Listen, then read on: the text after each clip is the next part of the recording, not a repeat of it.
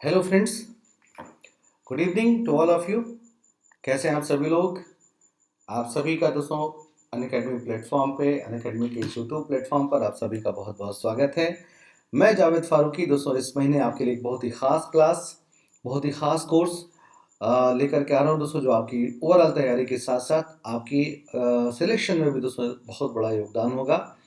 जैसा आप सभी समझते हैं दोस्तों कि और आप ये जानते भी हैं कि हिस्ट्री का एक बहुत ही इम्पोर्टेंट पार्ट है विदेशी यात्रियों का वर्णन। और जैसा आप लोग पेपर उठा करके देखें दोस्तों यूपीएससी का, तो आप लोग देखेंगे कि हर एक बार कुछ ना कुछ दोस्तों विदेशी यात्रियों के वर्णन से संबंधित अलग अलग टाइम पीरियड में, चाहे वो एंशियंट इंडिया हो, मिडिल इंडिया हो या मॉडर्न इंडिया हो, अलग अलग टाइम पीरियड में विदेशी यात्रियों के वर्णन से संबंधित, उनकी किताबों से संबंधित, उन्होंने दोस्तों जो एक्सप्लेनेशन दिया है जो दोस्तों उन्होंने एक्सप्लेन किया है भारत के बारे में, उन सब के बारे में दोस्तों काफ़ी डिटेल में जानकारी मिलती है और उन पर काफ़ी डिटेल में प्रश्न पूछे भी जाते हैं। इसी बात को ध्यान में रख करके दोस्तों इस नवंबर मंथ में 8 क्लासेस की एक सीरीज में हम लोगों ने इस विदेशी हम मैंने दोस्तों आपको इस विदेशी यात्रियों के वर्णन से संबंधित कुछ क्लासेस लूँगा। आप सभी लोग दोस्तों अधिक से अधिक संख्या में इस सेशन को ज्वाइन करें, इस कोर्स को ज्वाइन करें और अपनी तैयारी को दोस्तों मजबूती दें। निश्चित रूप से ये पूरा कोर्स दोस्तों करने के बाद आपकी तैयारी को एक अलग ही डायरेक्शन मिलेगा, एक अलग मजबूती मिलेगी और आप पहले से ज़्यादा अधिक प्रश्नों को सॉल्व करने की स्थिति में होंगे। ओके, तो आइए दोस्तों लेट्स स्टार्ट। मैं पहले दोस्तों अपना थोड़ा सा आपको पहले इंट्रोडक्शन दे दूं, जिससे कि आप ये समझ सकें कि आप किनके साथ क्लासेस कर रहे हैं। इसके बाद दोस्तों बाकी की फॉर्मेलिटीज आगे बढ़ाते हैं। तो जैसा आप देख पा रहे हैं स्क्रीन पे, ये मेरा नाम जावेद फारूकी दोस्तों। अनअकैडमी पर ये मेरी position, I am one of the masters educator of Unacademy. I have 10 years of teaching experience with India's renowned institute and performed 200 plus selections. I am expert of history optional, history general studies, social issues, social justice and current affairs. दोस्तों this is the my referral code IJF live. इस referral code का इस्तेमाल करके आप Unacademy के किसी भी subscription पे 10% का एक्स्ट्रा डिस्काउंट यानी कि अतिरिक्त डिस्काउंट प्राप्त कर सकते हैं। तो ये रहा दोस्तों मेरा प्रोफाइल। अब मैं आपको थोड़ा सा कुछ अनअकैडमी के इनिशियल स्लाइड्स के बारे में बता दूं। दोस्तों जैसा आप देख पा रहे हैं कि लास्ट ईयर 2020 में दोस्तों यूपीएससी के रिजल्ट में जहां 170 प्लस लर्नर्स अंतिम रूप से दोस्तों सफलता में आने के रिकॉर्ड को ब्रेक करते हुए इस बार 2021 में कि यूपीएससी के फाइनल रिजल्ट में टोटल 197 लर्नर्स से दोस्तों हमारे प्लेटफॉर्म से अंतिम रूप से सफलता अर्जित करी है। इस पूरे सिलेक्शन में दोस्तों टॉप 10 में हमारे प्लेटफॉर्म के 3 learner all India rank 3, all India rank 4 और ऑल इंडिया रैंक 5 दोस्तों हमारे प्लेटफॉर्म से ही थे। तो आप लोग इन्हें देख सकते हैं। अब इम्पॉर्टेंट ये है दोस्तों कि वाई अनअकैडमी, यानी कि हम अनअकैडमी या आप अनअकैडमी क्यों ज्वाइन करें। तो दोस्तों ऐसा बहुत सारा फीचर्स है जो अनअकैडमी को औरों से खास बनाता है। जैसा आप देख पा रहे हैं कि widest choice of educators, flexibility to change courses, unlimited views on lectures, dedicated doubt solving session, printed comprehensive notes, in-to-end preparation, live mentorship, daily answer writing practice for mains। ये सारे के सारे फीचर्स दोस्तों आपके लिए हैं। ये ऐसे दोस्तों कुछ खास फीचर्स हैं जो अनअकैडमी के अलावा और कोई भी प्लेटफॉर्म पर अवेलेबल नहीं है। अकेले दोस्तों अनअकैडमी ही आपको ये सारी सुविधाएं, सारी फैसिलिटीज प्रोवाइड करता है, जिससे कि आप देश के दूर दराज क्षेत्रों में बैठे हुए अपनी तैयारी को मजबूती देते हुए अपने सपने को पूरा कर सकें। दोस्तों और अधिक इन्फॉर्मेशन के लिए आप इस दिए गए कॉन्टैक्ट नंबर पर बात कर सकते हैं। इसके अलावा यूपीसी सीएससी बैचेस दोस्तों नवंबर 3 2022 से दोस्तों हमारे यूपीसी के नए बैचेस आ रहे हैं, जिसमें आप देख सकते हैं कि बाइलिंगुअल बैच भी है। इसमें हिंदी का भी बैच है दोस्तों और साथ ही साथ इंग्लिश का भी बैच है। दोस्तों इस बैच में मैं भी क्लास दे रहा हूँ और हिस्ट्री के दोस्तों लगभग सभी सेगमेंट मैं आपको यहाँ पर पढ़ाता हुआ देखूंगा। इसके अलावा nothing can stop you from chasing your UPSC CSC dream. दोस्तों अब आपको आपकी यूपीएससी की तैयारी से कोई नहीं रोक सकता, क्योंकि अब अगर आप अनअकैडमी पर कोई भी सब्सक्रिप्शन लेना चाहते हो और वन टाइम आप पेमेंट नहीं करना चाहते, तो आप 0% EMI के साथ आप यहाँ पे अप्लाई कर सकते हैं। इस दिए गए कॉन्टैक्ट नंबर के थ्रू दोस्तों आप कॉन्टैक्ट करके आप 0% इंटरेस्ट पर EMI प्राप्त कर सकते हैं और आसानी से दोस्तों अपनी तैयारी को, अपने सपने को पूरा कर सकते हैं। इसके अलावा win rewards from a pool of 40 crore UCSC दोस्तों, जो हमारा चैंपियनशिप प्रोग्राम है, जहाँ पे 60 मिनट में 50 क्वेश्चन को दोस्तों आप लोगों को सॉल्व करना है। यहाँ पे 11 13 नवंबर को दोस्तों दिन में 11 बजे ये टेस्ट होगा। इसमें आप जैसा अपना परफॉर्मेंस करेंगे उसके अकॉर्डिंग आपको 40 करोड़ के पूल से आपको गिफ्ट मिलना दोस्तों तय है। आप इस बारकोड को स्कैन करके आप इसमें एनरोल कर सकते हैं दोस्तों। तो आप लोग ज़रूर से ज़रूर इस कोर्स को ज्वाइन करें। यह आपके लिए बेहतरीन अवसर है दोस्तों, न केवल ऑल इंडिया रैंकिंग आपने जानने का बल्कि आपको गिफ्ट भी जीतने का, प्राइज भी जीतने का। सॉरी दोस्तों, UPC CSC GS combat November 6 11 AM। GS combat जैसा आपको पता है दोस्तों कि हमेशा हमारा जीएस कॉम्बैट होता है। तो 6 नवंबर को दिन में 11 बजे 60 मिनट में 50 क्वेश्चन का दोस्तों एक टेस्ट सीरीज कराया जाएगा जो based on syllabus of prelims 2023 पर होगा। इस टेस्ट सीरीज में दोस्तों, इस जीएस कॉम्बैट सीरीज में आप 50% तक का स्कॉलरशिप प्राप्त कर सकते हैं। आपके रैंक के अनुसार दोस्तों आपको स्कॉलरशिप मिल सकती है। इसके अलावा don't let CSAT block your selection for UPSC.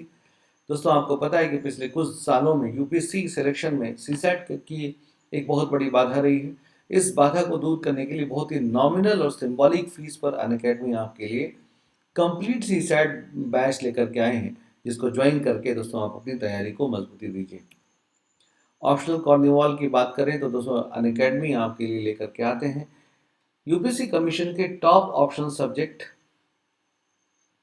और दोस्तों टॉप ऑप्शन सब्जेक्ट इंडिया के टॉप एजुकेटर्स के द्वारा, जहां पे आप हमारे साथ जुड़ करके आप अपनी ऑप्शनल को भी तैयारी करें, क्योंकि आप जानते हैं कि आपके ऑप्शनल में आपकी सिलेक्शन में आपका ऑप्शनल का बहुत बड़ा रोल है।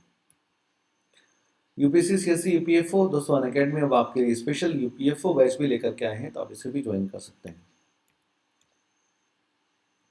Now live compete batch battle and know where you stand. दोस्तों compete हमारे लिए हमारा एक नया फीचर है, जिसमें आप डिबेट में शामिल होकर के दोस्तों आप अपने 2 लाख तक के या फिर अपने लैपटॉप जीत सकते हैं दोस्तों, प्राइज जीत सकते हैं।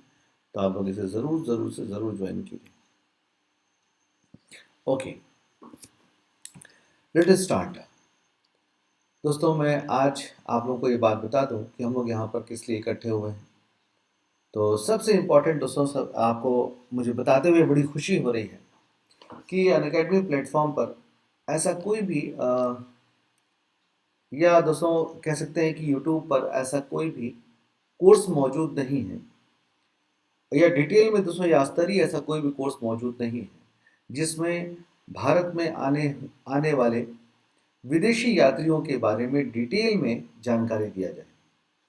लेकिन दोस्तों यहाँ पर ऐसा है कि आप देख सकते हैं कि भारत में दोस्तों आप अगर आप पेपर उठा करके देखें यूपीएससी का, तो आपको देखने को मिलेगा कि करीब करीब एक आध वर्ष के अंतर पे दोस्तों, करीब करीब हर एक साल या एक आध वर्ष के अंतर पे फॉरेन ट्रेवलर्स और उनके दोस्तों भारत के बारे में जो उनका वर्णन है, उस वर्णन पे या फिर भारत फॉरेन ट्रेवलर्स की दोस्तों किताबों पर कई बार दोस्तों प्रश्न पूछा गया है।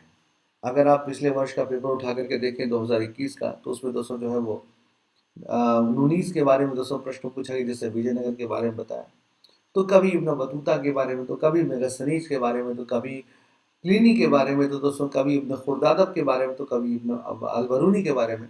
समय समय पर दोस्तों ऐसे प्रश्न पूछे जाते रहे, जो जो प्रश्न उनकी किताबों और भारत संबंध के वर्णन से संबंधित होते हैं। और इस पे दोस्तों आपको पीटी और मेंस दोनों जगहों पे आपसे इससे काफ़ी मदद मिल सकती है।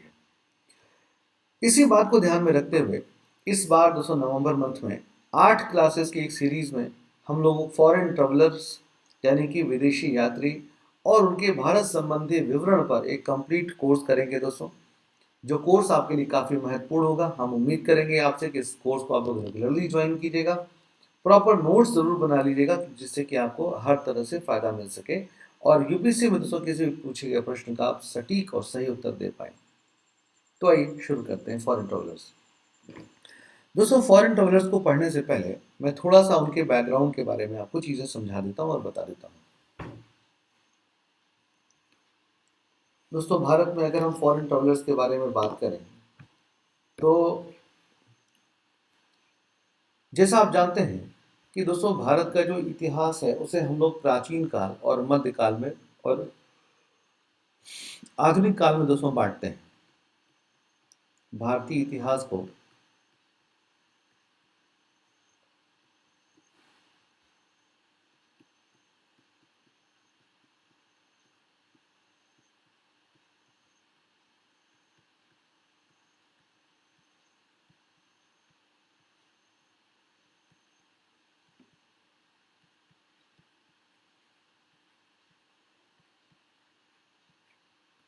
भारतीय इतिहास को प्राचीन काल, मध्यकाल और आधुनिक काल में दोस्तों बांटते हैं।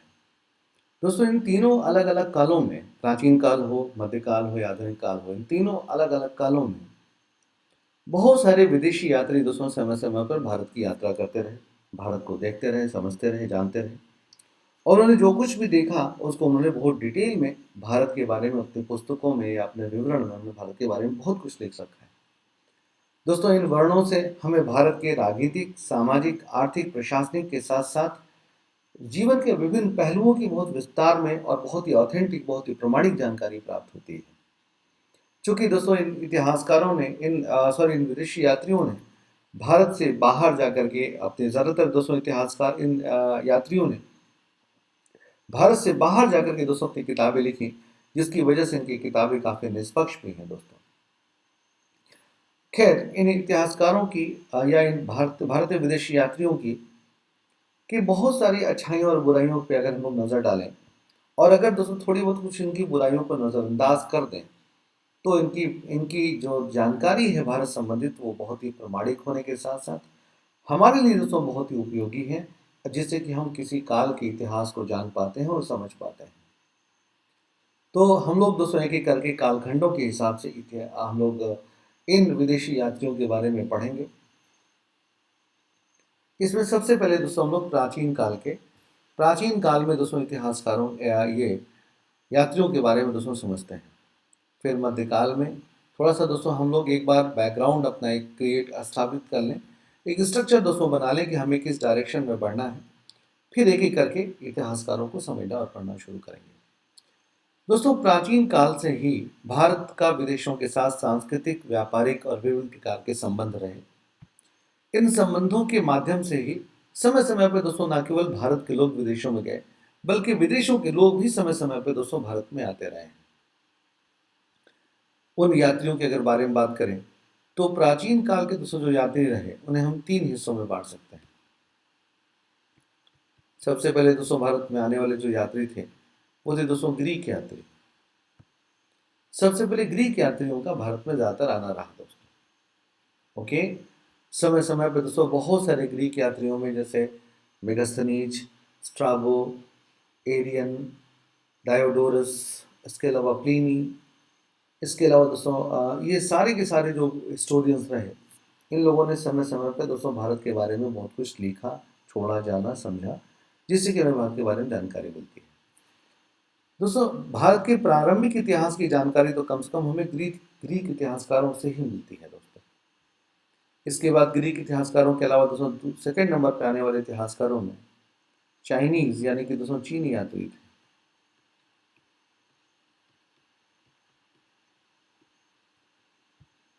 चीनी यात्री थे। ओके, दोस्तों प्रमुख चीनी यात्रियों में आने वालों में फाहियान, वेन्सान, इत्सिंग, है ना, ये सारे के सारे दोस्तों कुछ यात्री रहे जो चीन से बिलोंग करते थे। और इन लोगों ने दोस्तों चीन के बारे में बहुत कुछ, भारत के बारे में दोस्तों बहुत कुछ इन लोगों ने समय समय पर अपना विवरण छोड़ रखा है। दोस्तों चीनी यात्रियों के अलावा अरबी यात्री भी भारत में आए और इनसे भी दोस्तों भारत के बारे में बहुत कुछ सोचा, समझा, जाना है और डिटेल में भारत के बारे में वर्णन छोड़ रखा है। दोस्तों ये पूर्व मध्यकाल की बात कर रहा हूँ कि अरबी यात्री भारत में आए। इसके अलावा दोस्तों मध्यकाल के दोस्तों सल्तनत काल में आने वाले प्रमुख यात्रियों में, सल्तनत काल में दोस्तों प्रमुख यात्रियों में मुख्य रूप से इब्न बतूता है। इसके अलावा दोस्तों विजयनगर की अगर बात करें तो इटालियन दोस्तों जो है इटालियन और दोस्तों यूरोपियन इतिहासकारों का, यानी कि यूरोप में इटली, पुर्तगाल या इस अलग अलग देशों के यात्रियों का भारत में आना रहा है। तो एक एक करके दोस्तों क्रम समझेंगे, लेकिन सबसे पहले हम लोग प्राचीन काल के ग्रीक विद्वानों के बारे में पढ़ना और समझना शुरू करेंगे।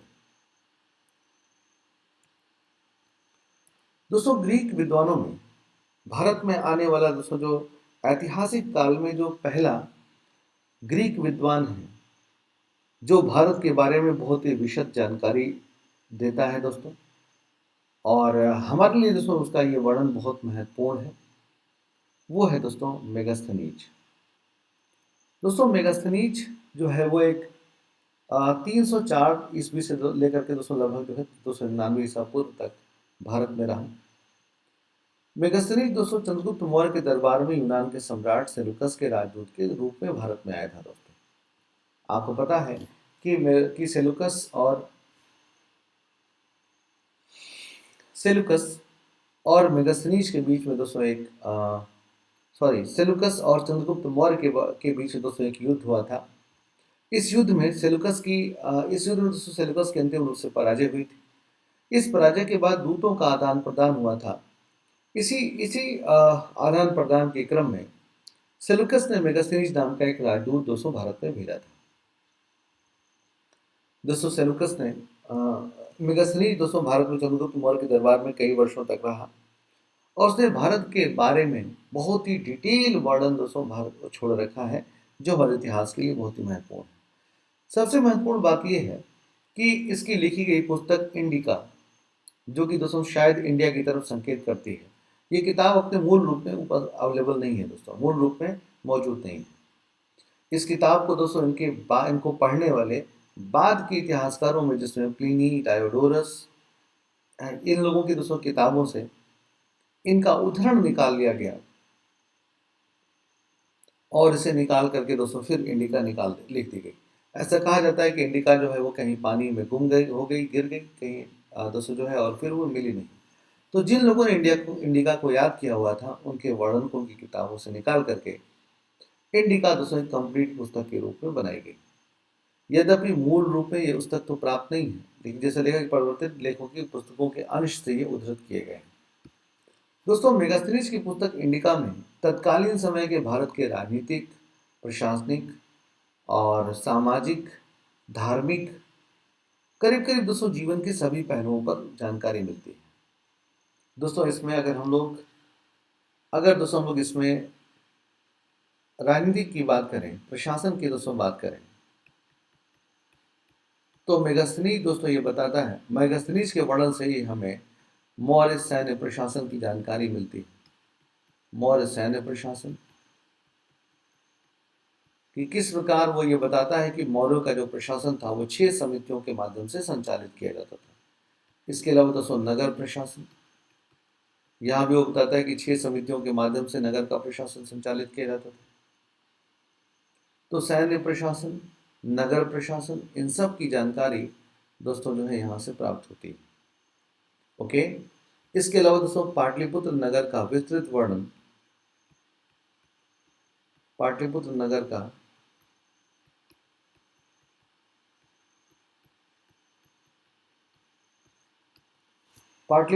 का भी विस्तृत वर्णन दोस्तों इसके वर्णन से प्राप्त होता है। जब ये अपनी पुस्तक इंडिका में पाटलिपुत्र नगर के बारे में बताते हैं कि हर एक स्टेडियम पर कुछ जो है वो कुछ दोस्तों जो है शिलापट लगा दिए जाते थे, या फिर नगर की दीवारों का वर्णन किया जाता है कि दोस्तों नगर में किस प्रकार के जो है वो चारों तरफ दीवार किए गए, उन दीवारों में कैसे दोस्तों जो है वो छिद्र बनाए गए थे सैनिकों के द्वारा सुरक्षा प्रदान करने के लिए। इसके अलावा दोस्तों जो है वो गंगा और सोन नदी के किनारे दोस्तों इस नगर की संपूर्ण बसावट के बारे में बहुत विस्तार से चर्चा करते हैं।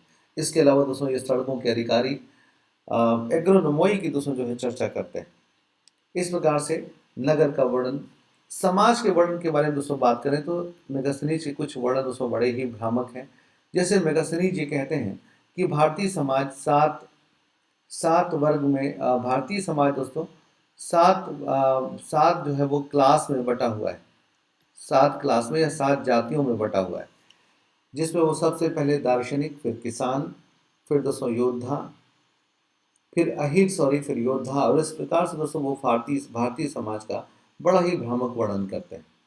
इसके अलावा मेगास्थनीज का ये कहना है कि भारत में अकाल प्रथा नहीं पड़ती, अकाल नहीं होता था, भारत में अकाल नहीं पड़ता था।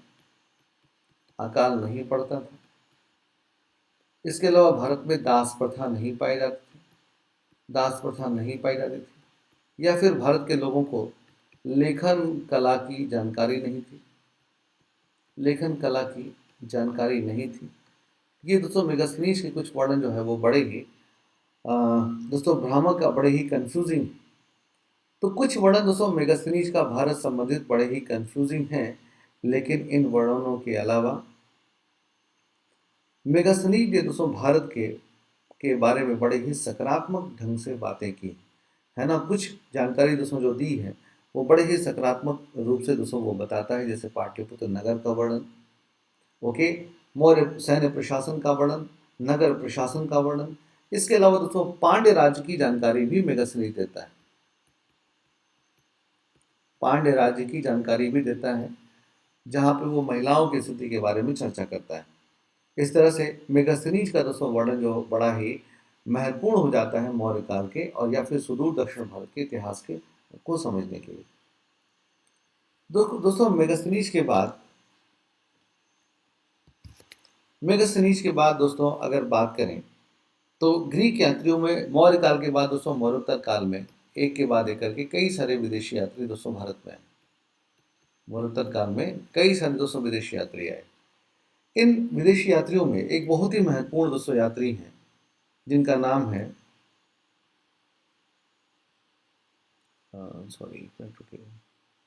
प्लिनी। दोस्तों प्लिनी के बारे में बात करें कि ये प्रथम शताब्दी ईस्वी में दोस्तों भारत में आए थे। और प्लिनी दोस्तों एक ग्रीक एक विद्वान थे। इन्होंने लैटिन भाषा में नेचुरल हिस्ट्री नाम की किताब लिखी। दोस्तों ये पुस्तक भी जो इंडिका पे ही आधारित है दोस्तों। इस पुस्तक में प्लिनी दोस्तों भारत और रोम के बीच प्रतिवर्ष होने वाले दोस्तों व्यापार के बारे में बहुत विस्तार से चर्चा करते हैं। प्लिनी दोस्तों ये बताते हैं कि किस प्रकार भारतीय वस्तुएं रोम में इतनी ज़्यादा डिमांडेड है या इतनी ज़्यादा दोस्तों मांग की जाती है भारतीय वस्तुओं की कि रोम के लोग अपना सारा सोना चांदी भारतीय वस्तुओं पे खर्च कर देते हैं, जिसकी वजह से रोम धीरे धीरे बर्बाद होता जा रहा है। इस तरह से दोस्तों वो भारतीय वस्तुओं पर रोम की अर्थव्यवस्था तथा रोम की संस्कृति को खराब करने का आरोप लगाते हैं। ओके, और वो कहते हैं कि प्रतिवर्ष रोम से भारत में चली जाने वाली सोने की भारी मात्रा के लिए वो दुख प्रकट करते हैं दोस्तों। इसके अलावा प्लिनी ने भारतीय बहुमूल्य रत्नों की एक लंबी सूची दी और भारत को एक बहुमूल्य रत्नों वाला उत्पादक देश बताया। ओके, उन्होंने कहा है कि भारत की नदियां भरपूर रत्न उत्पादक देश हैं। भरपूर दोस्तों जो है रत्नों को दोस्तों जो है वो देती हैं और इस प्रकार से वो रत्न उत्पादक के रूप में भारतीय नदियों को बताता है।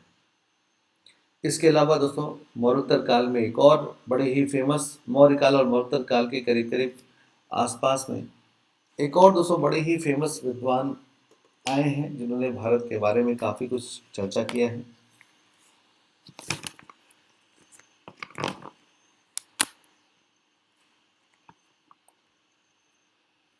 दोस्तों वो है स्ट्राबो भी एक यूनानी लेखक था जो दूसरी शताब्दी में भारत आया था। उसके अनुसार मौर्य काल में नावों के निर्माण पर राज्य का एकाधिकार था। दोस्तों आप इस बात का ध्यान रखिएगा कि इसका मतलब ये है, भले दोस्तों राज्य का एकाधिकार रहा हो, इसका ये मतलब ये है कि नाव यानी कि दोस्तों शिपिंग कॉरपोरेशन या जहाजरानी उद्योग मौर्य काल का एक महत्वपूर्ण हिस्सा था। उसने कहा कि यदि कोई व्यक्ति किसी हस्तशिल्पी के हाथ या आंख को क्षति पहुंचाता है तो उसे मृत्युदंड दिया जाता है। सोचिए दोस्तों कि किस प्रकार से राज्यों के द्वारा शिल्पियों को संरक्षण प्रदान किया गया था कि अगर किसी शिल्पी को कोई डिस्टर्ब करता है या दोस्तों किसी भी प्रकार से उसको कोई क्षति पहुंचाता है तो उसे मृत्युदंड दिया जाता है। उसने पश्चिमी व्यापार में भारतीय भागीदारी से संबंधित रोचक संस्करणों का भी वर्णन किया है। इस प्रकार से दोस्तों स्ट्रैबो का भी मौर्य काल और मौर्योत्तर काल के समय के आसपास में उसका जो वर्णन है वो भारतीय इतिहास को, आर्थिक इतिहास को, भारत के दोस्तों जो है वो विभिन्न पश्चिम के साथ दोस्तों व्यापारिक इतिहास का वो वर्णन करता हुआ दिखाई देता है। इसके अलावा दोस्तों एक और विद्वान है, इसी समय मौर्योत्तर काल में पेरिप्लस ऑफ द इरीथ्रियन सी नाम की दोस्तों एक पुस्तक की जानकारी मिलती है, जिसका राइटर कौन है ये दोस्तों अभी तक अज्ञात है। इनके राइटर की कोई जानकारी नहीं मिलती है। ये अज्ञात यूनानी लेखक की रचना है। दोस्तों इस पेरिप्लस ऑफ द इरीथ्रियन सी किसे कहा जाता है? यहाँ दोस्तों इरीथ्रियन सी का क्या मतलब है? दोस्तों इरीथ्रियन सी का मतलब यहाँ पर इरिट्रिया से है दोस्तों, इरिट्रिया से है। और इरिट्रिया को दोस्तों अगर देखा जाए तो ये अफ्रीका का दोस्तों जो इरिट्रिया है ये एक प्रकार से दोस्तों अरेबियन सी में आएगा, अरब सागर या यूं कहें कि दोस्तों हिंद महासागर, इंडियन ओशन, हिंद महासागर में दोस्तों आएगा। तो इसको नैरो रूप में तो इसे अरब सागर के तक माना जाता है, लेकिन दोस्तों इसको विस्तार में इसे कंप्लीट हिंद महासागर, अरब सागर, बंगाल की खाड़ी के रूप में इसे संबोधित किया जाता है, इरिट्रियन सी। एक्चुअली दोस्तों क्या था कि इरिथ्रियन सी या इरिट्रिया से जो इरिथ्रियन सी बना हुआ है, ये इन क्षेत्रों में के किसी, इस पुस्तक की दोस्तों रचना किसी ऐसे नाविक ने की है जो व्यापार वाणिज्य का दोस्तों बहुत अच्छा जानकार है, व्यापार वाणिज्य का जानकार है। अब इसमें भले ही दोस्तों उसका नाम ना मिलता हो, लेकिन इस ये पुस्तक तत्कालीन समय में भारत और रोम के साथ होने वाले व्यापार की बहुत ही गहराई से चर्चा करती है। ओके। और यानी कि दोस्तों पहली शताब्दी ईसा पूर्व में भारत का, चाहे उत्तर भारत का इतिहास हो चाहे दक्षिण भारत का इतिहास हो, इसके बारे में काफ़ी कुछ जानकारी इसी पुस्तक से मिलती है। इस पुस्तक में भारतीय पत्तनों की जानकारी, बंदरगाहों तरह व्यापारिक माल का बखूबी वर्णन किया गया है ना। जितने भी दोस्तों भारतीय पत्तन हैं, चाहे वो आप लोग पेपर उठा के देखें तो लगातार दोस्तों पत्तनों से प्रश्न पूछे गए। तो इन पत्तनों में उत्तर से लेकर के दक्षिण की तरफ, चाहे पूरब से लेकर के दक्षिण, उत्तर से लेकर के दक्षिण तरफ, इन पत्तनों की दोस्तों काफी जानकारी प्राप्त होती है। ओके। इधर दोस्तों बात करते हैं कि टॉलमी की द्वितीय शताब्दी का मध्यकाल, एक और दोस्तों विद्वान हुए टॉलमी, जो एक यूनानी भूगोलवेत्ता थे दोस्तों। उन्होंने दोस्तों ज्योग्राफी नाम की एक किताब लिखी। भारत में दोस्तों भारत के भूगोल का वर्णन किया, किंतु उसके विवरण में अनेक त्रुटियां हैं। तो टॉलमी के बारे में भी दोस्तों आप लोग जानते रहिएगा। इस तरह से दोस्तों ये तो हो गए हमारे ग्रीक इतिहासकार। दोस्तों ग्रीक इतिहासकारों की खासियत ये है, भारत में दोस्तों ग्रीक इतिहासकारों की खासियत ये है कि इनकी इनकी इनके दोस्तों भारत समझ इतिहास में फैंटेसी बहुत, फैंटेसी तो दोस्तों है और कुछ कुछ भ्रामक वर्णन भी किया है, लेकिन इन सब के बावजूद भी दोस्तों ग्रीक इतिहासकारों के, ग्रीक विद्वानों के द्वारा भारत संबंधित दोस्तों कम से कम भारत का प्रशासन, भारत का प्रशासनिक इतिहास के साथ साथ भारतीय अर्थव्यवस्था का भी दोस्तों इतिहास की व्यापक जानकारी और भौगोलिक इतिहास की व्यापक जानकारी इनसे प्राप्त होती है दोस्तों। इस तरह से ये हमारे लिए एक महत्वपूर्ण स्रोत है दोस्तों। आप लोग इन लोगों की किताबें, इन जो दोस्तों विदेशी जो वर्णन है, इन लोगों की पुस्तकों के साथ साथ इनके द्वारा किए गए वर्णन को भी दोस्तों आप लोग डिटेल में समझिए, पढ़िए, जहाँ से खूब प्रश्न पूछे जाते हैं। ग्रीक इतिहासकारों के साथ दोस्तों ये सीरीज में यहाँ पर फिलहाल ये क्लास में रोकता हूँ। अब इस सीरीज की अगली क्लास हम लोग जल्दी ही दोस्तों अगली क्लास में मिलेंगे, जहाँ पे हम लोग चाइनीज इतिहासकारों से लेकर के अरबियन इतिहासकारों तक फिर चर्चा करेंगे दोस्तों। तब तक के लिए अलविदा। Thank you so much. Good night and take care. अपना ख्याल रखिए।